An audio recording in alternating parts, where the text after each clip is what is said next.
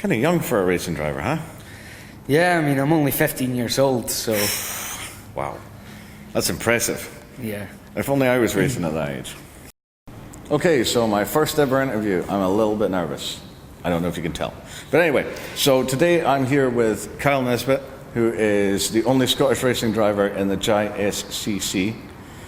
And we're going to start just by asking, so what is the JSCC? The JSCC is a championship created for young aspiring racing drivers aged 14 to 17. They use a Citroen Saxo VTR race car with a 1.6 litre engine. They race at 9 different tracks, and also, which is 18 rounds. They basically go all over the UK with lots of different drivers to see how good they are, and from there they can then get them up into different levels. All right, so kind of like qualifying, yeah, if you want. So we actually have your Saxo in the background, yep, and it's quite a looker. So the kind of tracks that you've done, so far, they're all over the UK? Yeah, they're all over the UK. The closest track I've done so far is Knockhill a few weeks back. That's really close to here, isn't it? Yeah, that's about 45 minutes away from here. But I've also been at Alton Park, Donington Park, Brands Hatch, which is the furthest track away from me. And I've also done Silverstone National, Silverstone International, lots of different tracks I've done. There we go. I was going to say we would tackle each track's rough location in the UK for those that weren't aware, but I can add that on in the description, so we'll be okay with that.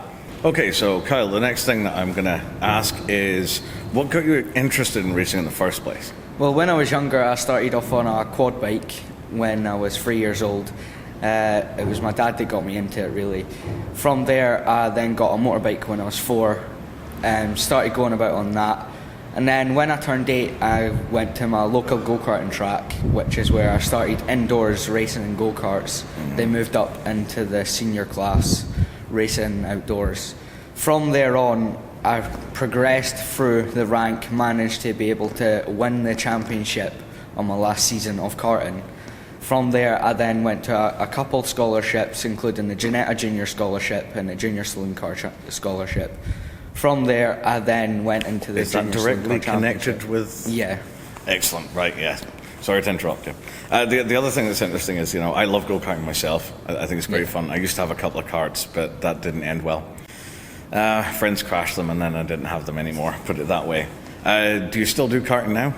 No, sadly not. The go-kart track that I used to race at, that is now shut down and is being made into houses, sadly. Like so many things in the UK. Everything's getting demolished for more houses.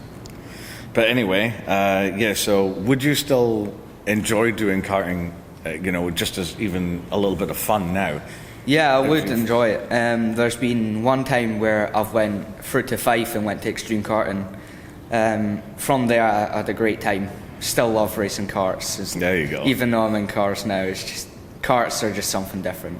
Yeah, no, we were very limited around Inverness. We don't have that many karting places. We do have a small indoor, and that's good fun when you get the chance. It's a nice, tight, quick course. Yeah. Really good fun. They're still using petrol rather than electric. Yeah. I don't know, do you have a preference, or did you try both? Petrol. I've never really tried electric. I've only been in petrol. I think the last time I did was in France years ago. And, there's no delay. It's just straight go. Yeah. It's a very different way of doing it, I guess. Right, so the other thing I was going to certainly point out was your quad biking. Yeah. Do you still get involved in that? Not anymore, no. I just went straight to this and went, forget the rest. Yeah, mostly, yeah. Your family is quite involved in the process with your racing? I would certainly imagine so. Yeah. So are they quite supportive, and how involved are we getting? Are there any specific instances that you can think of where you thought that your family went above and beyond what was required of them? Yeah, I mean, my family's involved in all of it. I mean, my dad's my mechanic. My stepmom, she's the basically manager of the team. She does all the work for the paperwork and stuff like that. My dad, it was for him to be at Knockhill when we only had about an hour and a half to change a gearbox. he managed to do it perfectly. Oh, I heard about this. Yeah, that was quite impressive. Yeah. So did you source one on like some kind of website and then have to go and pick it up, or? No, actually, there was other people that we're racing with. So the other people in our team, we all work together. Really, it's like a big family. So if we needed a part and we didn't have it, and if they had it, they would give the part to us. Oh yes, I almost forgot. I mean, you did mention this briefly, but all the cars in the JSCC have to be identical. They all have to be Saxos. They all have to be running the same engine, the same gearbox. Yeah. So yeah, where were we?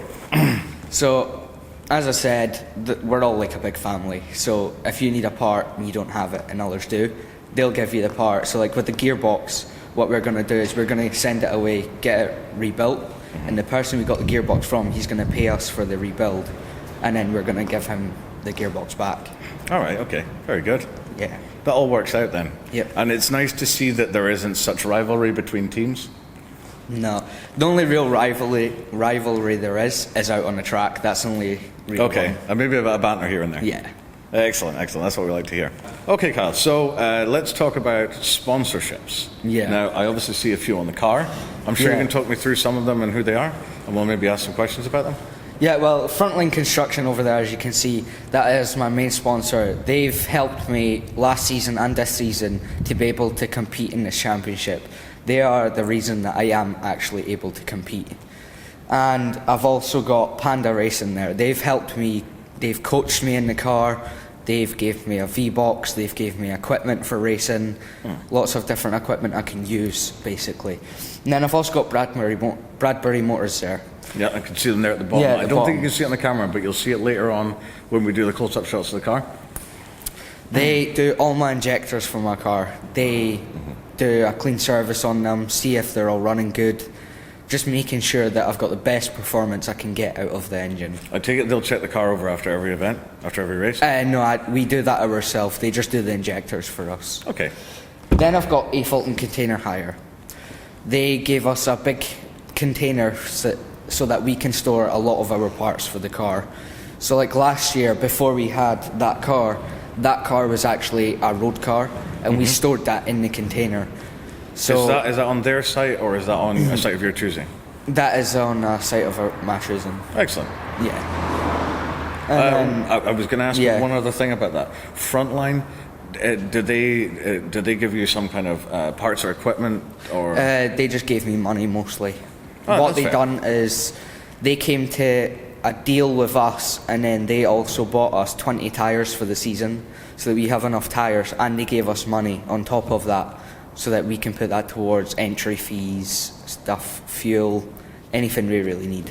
Excellent. Sounds like they're doing their bit. They're doing their part. Yeah. And then we've also got Allan Clelland, blacksmith and steel fabricators. He has welded a lot of stuff on the car for me.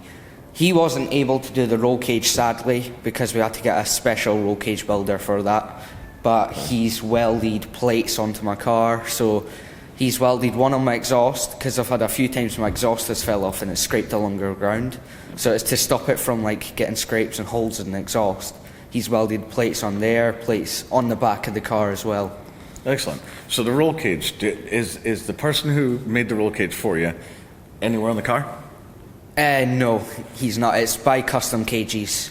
That's Okay. the people that make the cage. It's one cage builder, but they've got many different people around the UK that can actually weld the cage in.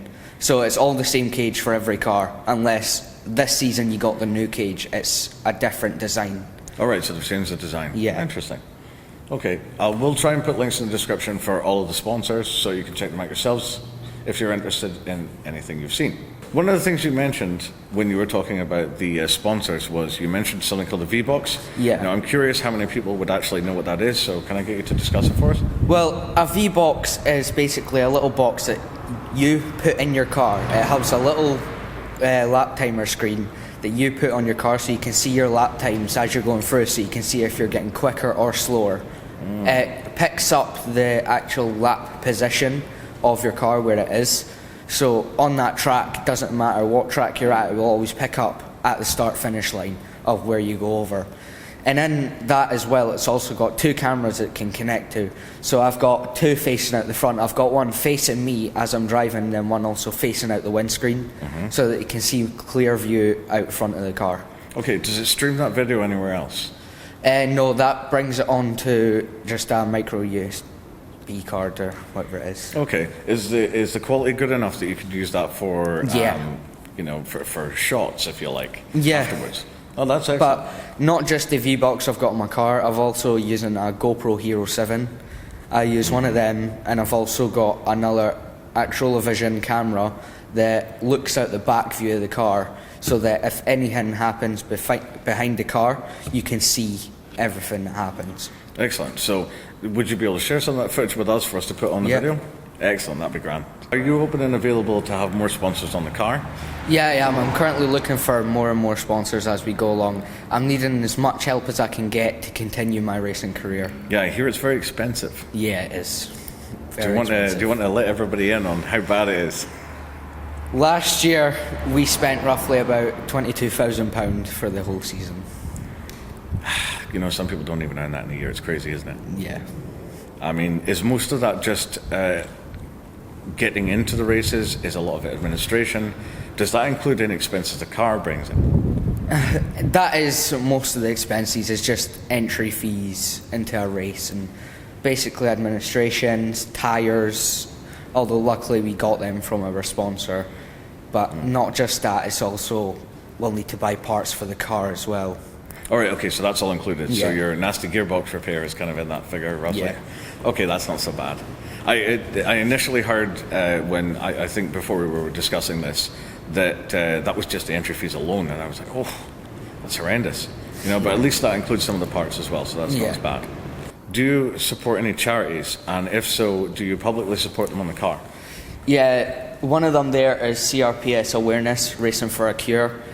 They're a charity where basically they have issues with their body where they keep getting constant pains through like their legs, arms, stuff like that. So it's really hard for them. So we're raising money for them just now. We're also raising money for Teenage Cancer Trust. Oh yeah, I've seen it down there at the bottom of the bumper. Again, I'll show you that in the shots later. There is also the National Autistic Society. We raise money for them by racing on the tracks, and that just promotes them as well. All right, that's good. So they're not on the car, but they are on some other bits and pieces. Yeah. Excellent, that's fine. Now, I guess the next thing is crowdfunding through other sources. Now, you know, we want the opportunity that anybody who watches this video that feels that they want to donate to Kyle's racing career, that they can do so. So, have you thought of ways in which individuals can help support you? Yeah, just now we have a GoFundMe page set up. You'd be able to find that from our Facebook page, which is Kyle Nisbet Racing. Yeah, I'll post links in the description for that. So currently on that we've raised £111 so far on that website. Yeah, it's a start. I'm sure we can do better. I'm sure we can do much better. Now there are some bits and pieces of other stuff like merchandising, for example. Yeah, so right here I actually have one of our hats that we have many different kinds. We've got this netting one, or we've also got other kinds of fabric that we have for the hats. It's basically got my logo right here on it, which is Kyle Nisbet Racing and a Scottish flag. Oh, very nice, very nice. Yeah. Yes, so there's other bits and pieces including clothing and other items that are hopefully coming soon. Again, when I have links I will post them in the description. I love it. I love the colours, by the way. Yeah, fantastic. Thank you. It's really good. Yeah. I had great fun recently. I was doing a design for DRK actually for the upcoming event where you're going to be at the racing stand. Yep. Sorry, it's not a racing stand, it's a show stand. I'm going to be there as well. Yeah. I've got a car in, hopefully, as long as it's all ready in time. You know, things tend to happen. But yeah, so I was designing the little flyer that's going to be going with that, and I used the black and the green as the theme because of the car. Yep. So yeah, love it. Love the colours. We wanted to get colours that stood out from everyone else, really, because everyone's like blue and white, purple. We just thought we want to go a different colour from everyone else. So we went for black and light green. Lightish dark green. It's in between really, but it stands out a lot. It's kind of a lime, almost fluorescent colour. It's really nice. You know, believe it or not, one of my first companies had a very similar colour as part of its logo as well, so I've got love for that. Yeah. But yeah, so what else will we talk about that's quite important? Yeah, well, we mentioned DR Karuma, in fact, so the logo over there, hopefully he's going to be an upcoming sponsor too shortly. I believe it's confirmed, isn't it? Yep, it's currently confirmed. So is there any point during your racing career that you came up against impossible odds but still came out on top? Yeah, there was one quite recently at Knockhill, where in qualifying on the second lap, my gearbox blew up. Sadly, you mentioned about this earlier. Yeah, yes. Sadly you have to do 3 laps to qualify, but I managed to still qualify 14th, because on the second lap I managed to get a good lap even though my gearbox blew up. So I managed to get a good lap and to qualify 14th. So from there we had to pull into the pits. We thought it was just a gearbox rod, something like that had popped off. Looked at it, all of them were still connected, all still fine, and then from there on it just stopped working. So we had to take the gearbox out, change the gearbox, and while we were still bolting the gearbox up, I was sitting in the driver's seat ready to go. It was that close on time. So luckily in the race I started 14th and managed to get up and finish 5th. So you remember exactly how long it took during the switchover, because some mechanics will take a long time to do a gearbox. Roughly how long a time scale was this? It took us roughly about an hour and 20 minutes to get the full thing done. That's still impressive. Yeah. I mean, you hear about rally drivers managing to repair cars at the side of dirt tracks. Again, it's very similar, very similar pressures. And that's what I've always loved about rally, for example, so I'm probably going to enjoy watching some of this. Do they televise your showings, or do they stream them? Sadly for this race they don't, but what they sometimes do is, if it's like a good race somewhere, they go onto Facebook and they actually video it. Oh yeah, okay, so live stream through Facebook. So like last year, it was at Brands Hatch at the end of the season. It was a fireworks event with the trucks, big racing trucks racing there as well. Right. So what they done is they streamed that on Facebook live. So. Oh, very nice. Yeah. Again, do you have to be linked to a certain page to get these feeds? Not really, no. All you need to do is go into the Junior Saloon Car Championship Facebook page. Oh, fantastic. Again, I'll put links in the description for that too. Okay, so a lot of people might be interested, including myself, as to why you decided to go down the route that you have here and not other types of racing. Basically, I chose to go down this route because we looked at what I could basically progress into. So if I went to like hill climb or rally stages, there's not much I could really progress into, whereas if I'm track, I could progress into the British touring cars, maybe even Formula 1 if I wanted to. Oh wow, okay. So is this a typical route that people would normally go down if they were heading in that direction? Mostly, yeah, or they would also just start in karts, and then from there they could move up into Formula Ford, which is a single-seater car, but with no aerodynamics. Oh yes, I had a friend in school that went that way. It's interesting. I take it that didn't appeal to you? Or was it more expensive, or were there other reasons? Well, for me, you need to be 16 and up to race in that championship. I have looked into it and I fancy racing them, just because I do want to see how it is racing a single-seater. I want to see if it's like a go-kart or if it's still the same as racing this car. I'm curious. I'd like to know too, but I don't think I'll ever be that good. Yeah. So do you find that which area out of those that we talked about earlier would you like to progress into? Which is the one that's more likely for you? The one that's more likely for me is probably progressing into the British touring cars. That is my main goal, to get into the British touring cars by the age of 21. So how different are the cars that they would typically run compared to what you're running now? Compared to what I'm running now, they would be running Mercedes, Honda Civics, lots of different cars in one championship. So it's not one specific car. Yeah, there's a big difference. And which would be your favourite? Probably most likely the Mercedes car. Man after my own heart. Yeah. Is there anybody specific in your life that you feel has been inspirational in you getting to this point? I mean, my dad, he used to race go-karts as well, so he's basically brought me into it. He's got me to work harder, to push more for the win. But not just that, there's also Aidan Moffat. he started in go-karts as well, moved into the junior Fiestas. From there he moved up into the British touring cars. So I would like to do what he done, move up into the British touring cars. He's a great driver, Scottish driver as well. Just for anybody that isn't aware of him, the time period, is this fairly recent or is this quite a few years ago? Aidan Moffat is currently racing in the British touring cars, but it was quite a few years ago that he was in the junior Fiestas. All right, so now that we've gotten the talking and stuff out of the way, we want to have a closer look at the car. So I'll let you do your thing. Explain to me what's going on. Over here on the bonnet we have the bonnet pins for our safety. This is so that the bonnet is less likely to come flying up during the race or practice or qualifying. Stops it from basically hitting the windscreen. So if I lift up the bonnet here, you can see the 1.6 litre engine. This engine is custom built by one specific engine builder. All the cars have the same engine builder, all built, same engine, same everything basically. So it's a nice little engine to use in the championship. Yeah. I like the red, even though it doesn't really, there's nothing else that's red, it still works. Yeah. It's good. So anyway, you've got two little levers up here that I noticed straight away. Yeah, these two levers up here. This one is the electric cut-offs, and then this one here is also for the fire extinguisher. So these are external cut-offs for outside the car. I've also got them inside the car for when I'm in there. Is there any other parts in here that are specialised for racing? This strut brace right here. This one is specialised for our championship. It basically stiffens up the front end, makes it more durable. Oh, you're well practiced. You're fine. Yep, gotten very nice. In here I've got my harnesses, my 6-point harnesses. So over the shoulder, straps for the side, and then one up the front.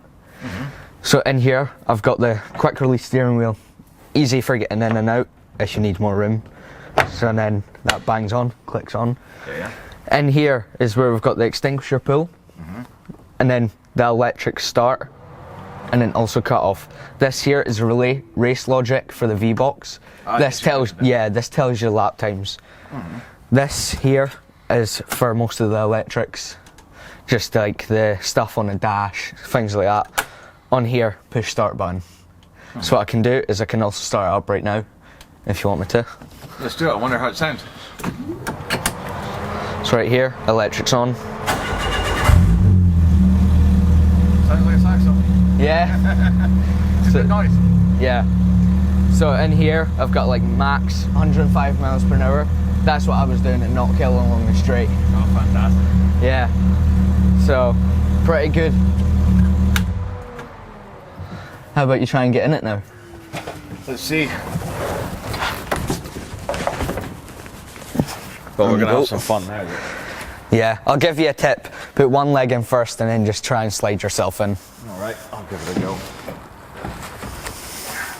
Mind your head as well. I'm stuck already. I literally can't get in. That's funny. No, I bet you there's no way I'm going to be able to do it, but I'm going to try. Because it'll be funny for film. The things I do for my channel. There you go. Yeah, I can fit in here. Yeah. I'll bet you this is really good fun. Yeah, it is. I'll bet it is. Yeah, so normal saxo in the inside really. All that's different is the bucket seat and the steering wheel. Dash is the same, that's about it. And this lovely roll cage that we talked about. Yeah, so we've got this is a new roll cage design, so you've got extra support down here, and then it's also bulkier here. So it's different from the other cages, and you've also got more on the sides. Right, so what exciting delights do we have at the back? So in here at the back, if I lift it open, here, as you can already see, the fire extinguisher. It's a big one. Yeah, it has to be. So what they check at every race meeting is if it's in date. So it has to be in date so that if anything happens as we are on track, if any fire starts, we can pull that, it'll go straight to the engine and about the car. It'll basically explode on you. And then in there as well, you can also see the V-Box there. It's basically just a little blue box that holds all the information. I'm hoping that's in the shot. If it isn't, we're going to do a zoom into it afterwards. If I open this here, this is a fuel cell.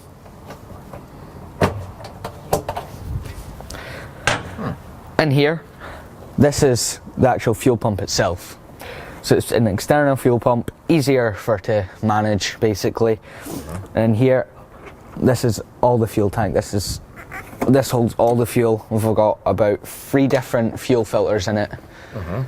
But even though we've got the fuel filters, we did have a fuel line problem at Silverstone. Fuel line blockage causing me to lose power, but I had to deal with it. So this box right here, is the V-Box. It basically records all my information from going around the track, including lap times, video, and a lot of other stuff. Basically helps me with racing to improve on my track time, just help me get better. I've certainly enjoyed my first interview. Hopefully you have too, Kyle. Yeah. We just want to say that we're quite happy to come out and see you, and we're very proud of the work that you've been doing already. Yeah, well, thanks very much for even coming out as well. It's just, I just like to say thanks for using your time and giving me the opportunity to show you what I do. No, that's fine. We've certainly enjoyed making the video. Yep. Thank you. We'll hopefully see you out there. We'll certainly be seeing you at the upcoming car show that we're doing. Yep. I'll be there. I'll be doing some filming. And until then, have fun. You too. Thank you. See you all later. Well, this was very different than my usual type of content, but I did thoroughly enjoy my first interview, even if I was nervous as anything. Anyways, hopefully you liked this. If you did, subscribe and mention some stuff in the comments if you want to. I'm posting all the links in the description, and don't forget to show your support for Kyle if you want to. I've left the link there on the page, and I'll also put it in the description. I doubt very much this is the last time we'll see Kyle on my channel anyway. We'll be seeing him at the upcoming car show, and I do hope to be there for his next race. I think it was September time. We'll keep you updated. Anyway, till next time, look after yourselves.